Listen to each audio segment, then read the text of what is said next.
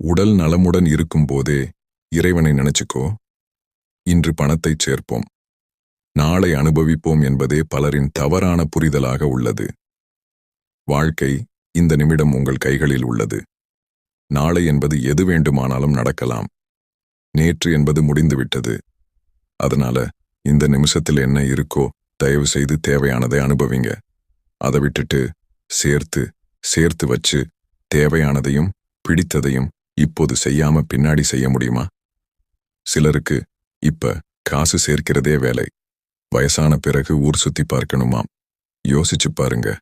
அந்தந்த காலகட்டத்திலே தேவையானதை அப்பப்ப செய்திடணும். வயசான பிறகு வீட்டுக்குள்ள இருக்கிற பாத்ரூம்க்கு போகவே சிரமமாயிருக்கும். இதுல எங்கிட்ட ஊர் சுத்துறது, உலகம் சுத்துறது, இப்படியே நம்ம வாழ்க்கை முழுவதும் நாளைக்கு நாளைக்கு என கனவோடு முடியணுமா? அதனால்தான் திரும்ப திரும்ப சொல்றேன்,